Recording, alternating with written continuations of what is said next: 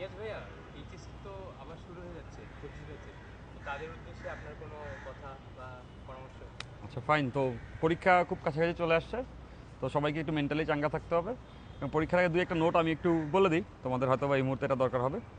এই তো পরীক্ষা শুরু হয়ে যাচ্ছে, তাই না? তো এই পরীক্ষাটা অনেক লম্বা হবে। আমার মনে পড়ে অ্যাডমিশনের সকল পরীক্ষার থেকে আমার এইচএসসি পরীক্ষাটা বেশি লম্বা মনে হয়েছিল। তো যা শুরু আছে তা শেষও থাকবে।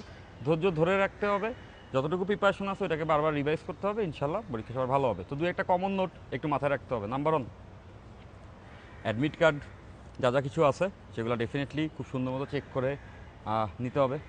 নাম্বার টু, সেটা হচ্ছে রিভিশনের ক্ষেত্রে রিভিশন শেষ হয় না।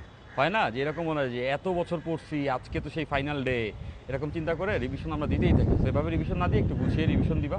মেইন অংশগুলোকে চাঙ্কাকার আগে পড়ে নিবা। আর বাংলা রিভিশন শেষ হতে চায় না, যতই পড়ি ততই পড়তে মন যাবে। তো তারপরেও একটু নিজের আবেগকে কন্ট্রোল করে রিভিশনটা পূর্ণাঙ্গ দেওয়ার একটু আমরা চেষ্টা করব। নাম্বার থ্রি, এই পয়েন্টটা সবাই বলতেছি, পরীক্ষার আগে আগে আমরা বেরোয় যাব। এবং এমন কিছু ঘটনা ঘটবে তোমার কাছে মনে হবে এটা শুধু আমার সঙ্গেই ঘটতেছে, আমার বোধহয় ব্যাড লাক। যেমন দুই একটা ঘটনা বলি আমার সঙ্গে যেটা ঘটছিল।